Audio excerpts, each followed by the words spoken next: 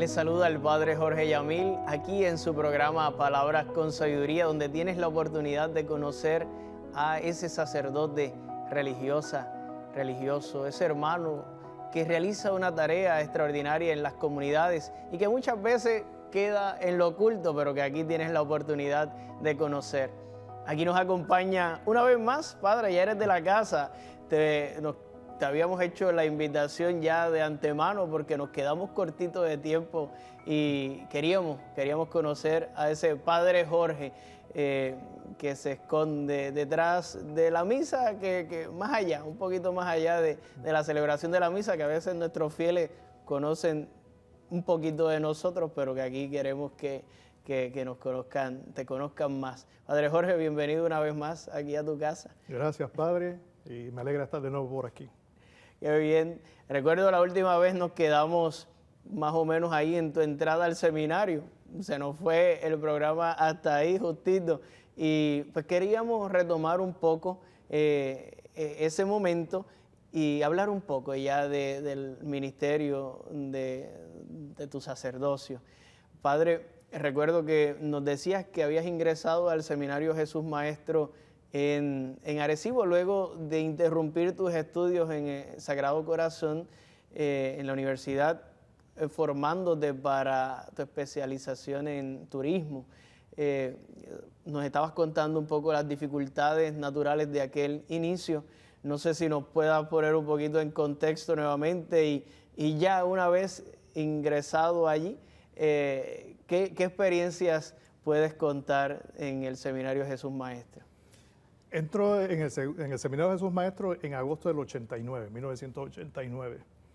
Estuve un año allí, fue un año pues, lleno pues, de experiencias bonitas, ¿verdad? Porque éramos en aquel momento 13 seminaristas que estábamos en el seminario. El Padre Víctor Rojas era el rector del seminario en aquel momento. La pasábamos muy bien, ¿verdad? Entre los estudios, iniciando. Tuve ese año. Al cabo de ese año hubo dificultades, situaciones en las que aun cuando me enviaban hacia Pamplona a estudiar, a continuar los estudios allá, yo pedí más que nada en ese momento un tiempo. Salgo del seminario un poco para sentarme a pensar más. Quizás, bueno, también había ciertas dificultades. Parte del camino también es la crisis, ¿verdad? Yo digo que la crisis no es ni buena ni mala. La crisis es necesaria porque quien no pasa por la crisis tampoco madura, ¿verdad? Y depende cómo uno afronte pues, la crisis.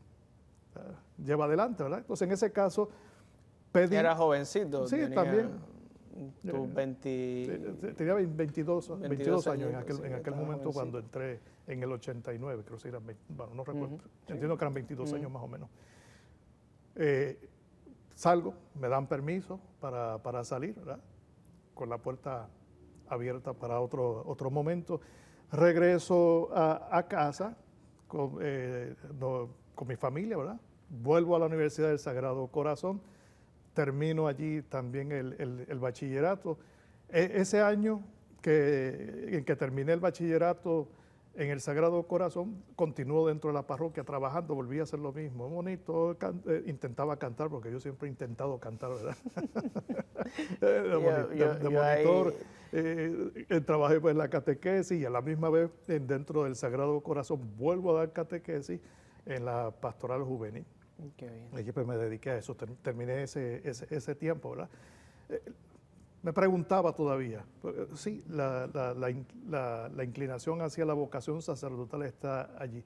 Tuve una experiencia que yo digo que son esas experiencias en las que pues, Dios también le da un empujoncito a uno, ¿verdad? Porque un día iba yo desde uno de los salones hacia la pastoral juvenil, el lugar que teníamos allí de la pastoral universitaria, iba hacia allá. Y de la nada sale una persona que yo no conocía, era una muchacha, y me dice, no lo pienses más, que vas a ser cura. ¿De dónde salió esta? Estoy esperando, no lo pienses más. Vas a ser cura. No la conocía, ¿cierto? Yo no la conocí, dije, ¿de dónde sale esta mujer, verdad? Que me dice tal cosa, ¿no? Seguí hacia la pastoral, a dar la clase de catequesis y de confirmación que tenía programada para ese día y seguí el camino, ¿verdad? Pero aquello me me puso en camino otra vez, de hecho, hacia el seminario. Voy a entrar, después pido de nuevo el ingreso al seminario, pero en ese momento había cambio de obispo. Ya entonces va a entrar, todavía no había entrado Monseñor Iñaki, no había entrado. En ese momento teníamos administrador apostólico, Ulises, que para descanse. Que descanse, y entonces en ese momento el sacerdote, mi párroco, me dice, espera, que de hecho era el vicario general en aquel momento, y me dijo, espera todavía. Pues, decidí esperar, guiado también por él, ayudado por el padre Antonio Salvador Romero, que siguió ayudándome en este camino, ¿verdad? Ya al cabo de ese año incluso di clases en el colegio del Rosario en Vega Baja. Okay. Tuve que dar clases allí. Di las clases y al terminar ese segundo año, ya entonces regreso al seminario, oficialmente me aceptan, y es entonces cuando me envían a Toledo. Y te admiten y a otro país. ¿Había salido fuera del territorio americano antes? Sí, ya había salido del territorio americano. Había ido a algún país, había ido a Venezuela, había estado también en Costa Rica. Pero no vivir, siempre de turismo porque te gustaba viajar. Sí, iba a viajar, había ido. Como lo dijiste la otra vez. Sí, pero a Europa no había ido todavía. A Europa no había ido. Era la primera vez que ¿Te hacía ilusión a recibir esa noticia o te dio cierto miedito? No, yo la recibí con muchísima alegría. Mi papá decía que yo era un puerco suelto. Decía, tú eres como los puercos sueltos. Sigues caminando, comes y sigues caminando. O sea, me decía que aventuraba muchísimo. De hecho, pues sí, me gusta mucho ese tipo de aventura. La aventura, sí, expedición y descubrir nuevos tierras. Sí. Una vez aterrizas en Europa, en Toledo, España, llegas al seminario, ya no era un seminario de 10 o 12, el seminario es gigante, con otra cultura, otro idioma. ¿Qué nos puedes contar de esa experiencia? ¿Estuviste allí cuánto tiempo? 4 años. ¿Cómo fueron más o menos esos 4 años? O al principio, si te costó algo. Yo describiría esos años en el seminario en Toledo como unos años de mucha alegría, muy bonitos. A mí me gustó muchísimo la experiencia que viví en Toledo, no me quejo, ¿verdad? Obviamente al llegar hay un cambio cultural, porque aún cuando hablemos español, pues no es lo mismo, ¿no? No es lo mismo, y me costaba entender el acento español. Cuando llego a Toledo, obviamente yo me he criado toda mi vida en una playa, en el verdor de esta isla. Cuando llego a Toledo, todo seco, y todo me parecía marrón. Claro, un calor brutal en verano y un frío tremendo. Brutal. Y no teníamos calefacción buena en la casa. Es decir, el invierno lo pasábamos a pulmón, con abrigo todo el tiempo. Sí, en la habitación había lo que le decían una estufita, ¿verdad? Tenía una calefacción que te ayudaba durante las horas de estudio, pero siempre recuerdo que a las 12... Era como una velita en medio del invierno. A las 12 de la noche aquello hacía, se apagaba y ya amanecías, pero tiritando. Y no había agua caliente en el grifo porque cuando te ibas a lavar la boca. Oh, wow. Ahí despertabas de verdad. Ahí se despertaba de verdad. Y para ducharnos pues teníamos que bajar 3 pisos, porque allí era donde había agua caliente y me costaba, pero lo viví con alegría. Qué bien. Lo viví con muchísima alegría y de hecho tengo muy buenos recuerdos del Seminario San Ildefonso de Toledo. Siempre en los 4 años fluctuábamos entre 105, a veces hasta 113, más o menos creo que fue el número mayor que estuvimos allí. Qué bien. Y hice mucha amistad con muchos compañeros. Sí. Eso me ayudó también a correr por toda España, porque el seminario... Tenía casas en todos lados. Al seminario de Toledo venían de muchos sitios de España, y me dio pues la oportunidad de ir a tantos sitios de España, pues, acompañándolos. Y económico, sí, porque y te quedaba en sus casas. Me iba y seguía andando. ¿Quieres ir? Yo sí. Vamos. Muy bien. En ese tiempo, sé, porque en otras veces hemos hablado, sucede un acontecimiento que sé que marcó bastante tu proceso. En el primer programa, la primera vez que nos encontramos, reconocías que esa persona había significado mucho en en ese proceso de ese joven cristiano, y nos referimos a don Víctor, tu Sí, papá, recibes una noticia que no es la que esperabas en tu tercer año, si no me equivoco, de formación allí en No estaba Toledo. ya en el cuarto, en el último. Ya estabas en el cuarto, Sí, ok. me Ahí quedaba está. ese semestre. Oh, wow. Nada Ok. más el semestre.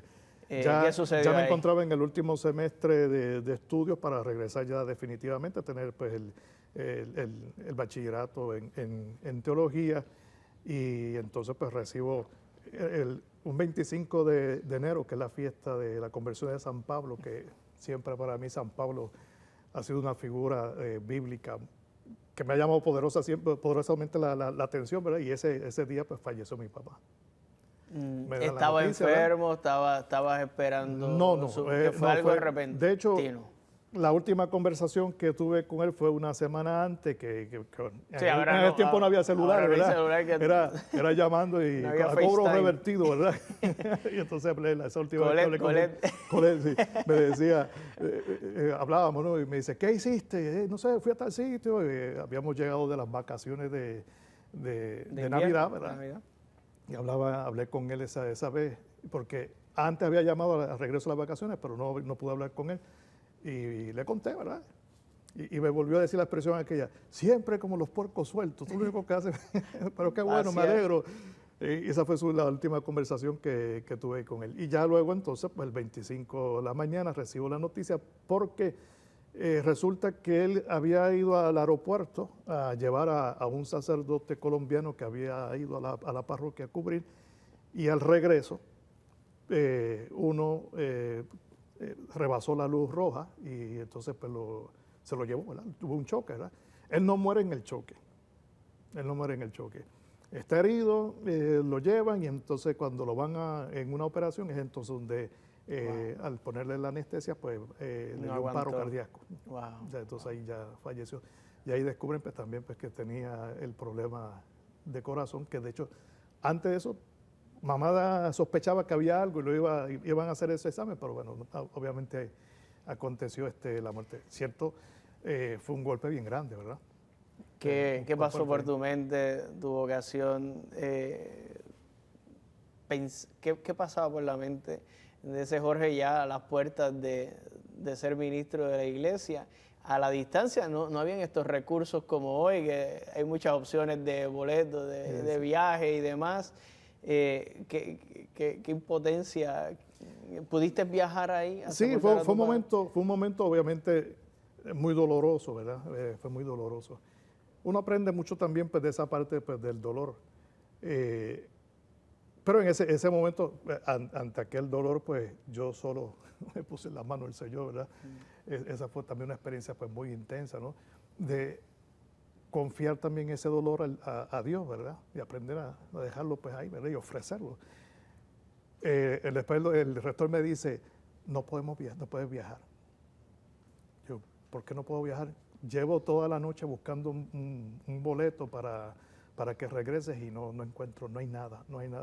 No pudiste viajar. Entonces yo le digo, no, lléveme al aeropuerto. Oh, wow. Que yo sé hacerlo. De algo me sirvió el turismo.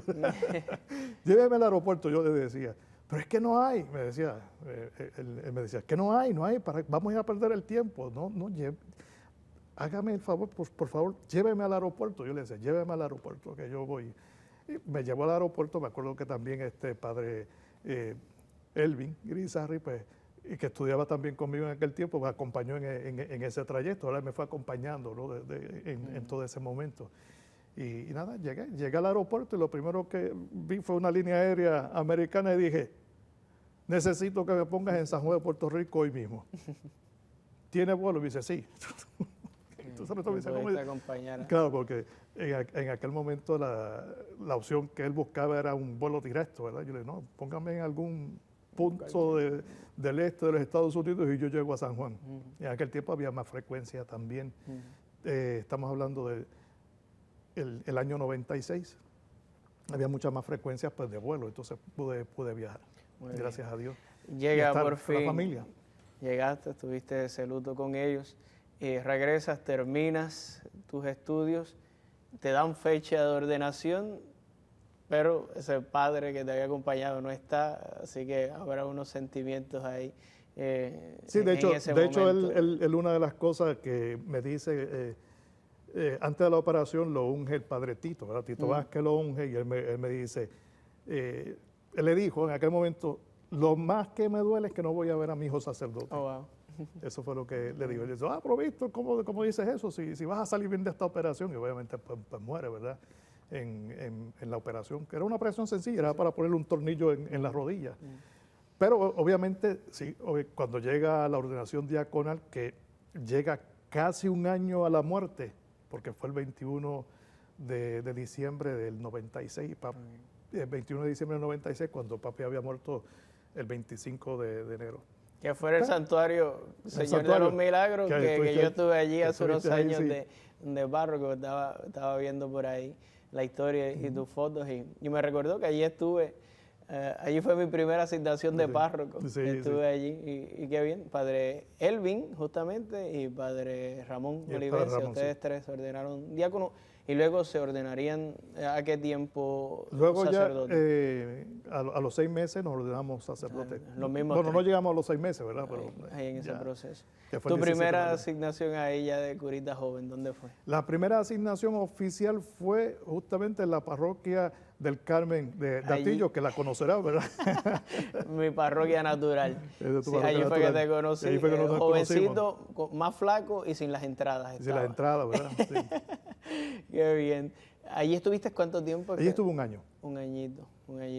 Y allí fue que nos conocimos, era tu monaguillo. Yo era tu monaguillo y que íbamos a imaginar que íbamos a hacer. Sí. En ese momento ni a mí se me ocurría ser cura. En aquel momento todavía era bastante jovencito en aquel momento. Sí. Después de eso, ¿estuviste de vicario allí? Estuve de vicario ahí, de ahí entonces me envían a Roma. Estudiar Derecho Canónico, ¿verdad? Derecho, estuviste. El Derecho Canónico, que no era lo que yo quería estudiar. En la Gregoriana, sí. No era lo que quería estudiar porque cuando me llamaron... A mí me pasó igual. En aquel entonces me pregunta Monseñor Iñaki, que en paz descanse. Monseñor Iñaki me dice, te voy a enviar a Roma. ¿Qué te gustaría estudiar? Bueno, pues si usted me da a elegir, yo quiero estudiar Historia de la Iglesia. Y algo más me decía, pues a mí me apasiona muchísimo la Biblia, pero es cierto que yo no doy el grado para estudiar Biblia. Sé que no voy a dar el grado, ¿no? Aunque me gusta muchísimo, pero bueno, yo sé que esto requiere muchas horas de estudio y bueno, antiguos. Idioma, este tipo de cosas que yo sabía que no iba a dar el grado y dije, pero no. Pero algo más me decía, pues liturgia. Pues eso mismo me pasó a mí. Y dice, ¿y el derecho canónico cómo se te da? Y yo, bueno, el derecho canónico, la realidad es que no me interesaba mucho, le dije así. Y sabe que Monseñor Iñaki era doctor en derecho canónico. Y me dice, ¿pero cómo que no te gusta? Yo le digo, no, bueno. Pero se me dio bien. No me gustaba, pero aun cuando no le daba mucho interés, pues sí me fue muy bien. Porque la cuestión era salir también y tenía una buena excusa. Yo decía, ir a Roma. con tal de ir a Roma, lo que me envíe. Que me envíe. Entonces me envié a estudiar Derecho Canónico. Qué bien, qué bien. Ahí regresaste. Después me gustó. Que ahora somos colegas en el tribunal. Sí. A mí me pasó igual y pues somos allí ahora. De ahí, pues, al cabo de los 2 años, regresé en el 2000 de Roma, ¿verdad? Pasé el jubileo por allá, esa experiencia tan bonita del jubileo. Regreso en el 2000, ya entonces en el 2000 me asignan como director espiritual del seminario Jesús Maestro, juntamente con padre Daniel Fernández, Monseñor Daniel Fernández ahora, ¿verdad? El obispo ahora de Arecibo. Entonces él era rector, él como rector y yo como director espiritual. Sí, en 2003 era el equipo que me recibió allí en el seminario. Tú fuiste mi formador allí, así que viste mis primeros pasos allí. No contemos cómo yo me portaba allí, por favor, porque... Eso sería un programa aparte. Sí, sería un programa aparte y se me cae la seriedad que yo trato de presentar aquí. Bueno. Así que no, por favor, no entres mucho en esa etapa. No contaré los dolores de cabeza. Alguna de esas entradas, algunas caídas de ese pelo te las pude haber causado yo. Exacto. Qué bien, qué bien. Terminaste en el seminario. Mientras estabas de párroco bueno, luego pasé a ser administrador de la parroquia Santísimo Sacramento en Arecibo. Sí. Claro, mientras estaba también en seminario, cooperaba con muchas parroquias también. Ayudaba, Depende de donde los fines de semana pedían. Los fines de semana que me pedían, cuando algún sacerdote tenía un percance, pues entonces yo lo sustituía, ese tipo de cosas. Pero luego entonces paso... Ahí en el seminario, ¿qué experiencia, antes de pasar, qué experiencia recuerdas? ¿Te disfrutabas ese poder acompañar a los futuros sacerdotes en ese Sí, no, me camino? gustaba muchísimo, me gustaba también la parte de la dirección espiritual, acompañarle en ese proceso. También estaba de capellán de las Siervas de María. Sí, yo estaba recuerdo, también en ese periodo, estuve de capellán de las Siervas de María, que la acompañé que siempre nos durante 5 enviaban años. compras, siempre enviaban compras, sí. siempre estaban pendientes al seminario, le enviamos saludos a la también yo pienso que todas las etapas, todos los destinos donde me han enviado los he disfrutado muchísimo, ¿verdad? Porque donde me ponen allí voy y voy con alegría. Qué bien. O sea, cuando me dicen ve, voy, sin mucho problema. Sabemos que fueron otras experiencias, Santa Teresita, Arecibo, San Rafael. Sí, también estuve en Vega Alta, en Perpetuo Socorro en Vega Alta, estuve también allí. Exacto. De esos años, ¿qué experiencias, qué te llevas? ¿Qué experiencia? Pues siempre, ¿verdad? Nuestro ministerio es tan variado que hay tantas experiencias, pero algo que haya marcado tu ministerio sacerdotal en esos años en alguna de estas comunidades, ¿qué es lo más que te disfruta o alguna experiencia que te haya marcado? Son muchas, pero si vamos al caso, yo creo que una de las experiencias que a mí ha marcado mi ministerio sacerdotal ha sido trabajar con los matrimonios. Estuve 10 años de director también espiritual del movimiento Familia de Jesús con ellos, ¿verdad? Estuve 10 años. He tenido que trabajar mucho con los matrimonios. Ha sido como parte del ministerio mío, ha sido trabajar una buena etapa de mi vida, trabajar con matrimonios. También me marca la experiencia de tener que trabajar con los enfermos. Que eso yo lo aprendí mucho del padre Melquiades Rojas, que yo hice mi última etapa de seminarista y todo mi diaconado lo hice con él. Y eso yo lo observaba mucho en él, cómo él trataba Siempre a los enfermos, cómo había, porque era algo que a mí me costaba. En Manatí, ahora los hospitales, siempre él está ahí. Es algo que me costaba, ¿verdad? Pues decir que yo no le conozco, es que no sé qué, igual que también los funerales, pero son experiencias que van marcando y que al fin de cuentas uno las hace y ve la alegría de servir, ¿verdad? Y los enfermitos y sobre todo los mayores agradecen mucho ese ratito. Y en estos tiempos más, o sea, se va viendo, lo estoy notando, esa sed, ese hambre, más allá de lo que uno le pueda llevar, es de poder estar allí, que ellos se sienten acompañados. Y en verdad que a veces, esta semana pasada fui por ahí a ver enfermos, y en todos lados me ofrecían comida y café. Cada vez que y yo ya bebí, por favor, porque voy a explotar. Sí, por eso es que nos ponemos así, ¿verdad? Un poquito bueno, relleno. Qué bien, padre. Nos llenamos de grasa y de grasa. Hablando de los matrimonios, ya para ir concluyendo, ¿qué mensaje le tiene a los matrimonios en este tiempo, que sé que es complicado y hay muchos retos en la familia? De eso que tú has identificado, ¿qué le puedes dar como consejo, como pastor, estos años, 25 años, estás prontito a celebrar de experiencia con matrimonios? ¿Qué le puedes decir a nuestros matrimonios? Hoy día la vida matrimonial parece tener muchas dificultades. De hecho, el contexto de la vida matrimonial se vive dentro de dificultades gravísimas que tienen que ir pues, llevando. Yo lo que siempre le digo a los matrimonios es que vuelvan a mirarse continuamente, que las dificultades que se van presentando en el camino y las crisis que se van presentando en el camino son oportunidades grandes de ir creciendo justamente en el amor. Yo a los matrimonios, cuando celebro el matrimonio, les digo a ellos, ¿no? Esto es un camino. O sea, aquí empieza, es decir, esta es la nueva etapa, ustedes saldrán de aquí con una nueva vida, ¿verdad? El amor de ustedes les llevó a este momento, pero el matrimonio empieza aquí.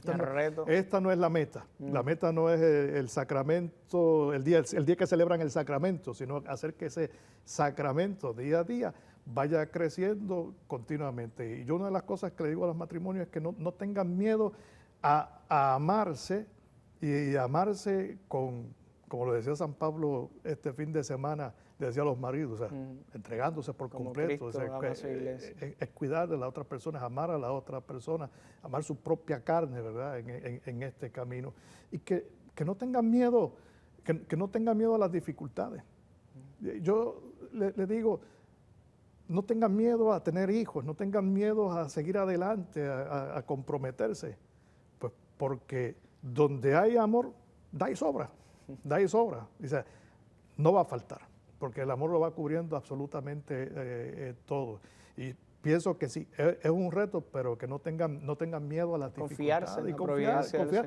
Y que confíen en ese amor, ¿verdad? Que es un amor que tienen que ir renovando cada día, como el ministerio sacerdotal, cada día hay que renovarlo. Hay veces que uno llega hecho leña, pero uno vive la alegría pues, de esa entrega continua, ¿verdad? Y al vivir la entrega continua, pues, va haciendo a uno todos los días y haciendo que ese amor, a los matrimonios, ese amor se vaya afianzando continuamente y crezca mucho más, ¿verdad? Lo mismo también, la vida sacerdotal va creciendo a través de toda esta experiencia. Gracias, Padre, por esas palabras. Gracias por tu tiempo, por estar aquí una vez más. Sabes que esta es tu casa, las puertas están abiertas. Gracias por tu ministerio, rezamos por ti. Gracias. Hermanos, esto ha sido todo por hoy. Ha sido una alegría poder encontrarnos. Saben que nos pueden seguir por las redes sociales, las del Canal 13, Teleoro, las personales de Padre Jorge Yamil. Esperamos poder encontrarnos en una próxima ocasión. Que Dios les bendiga. Hermoso día.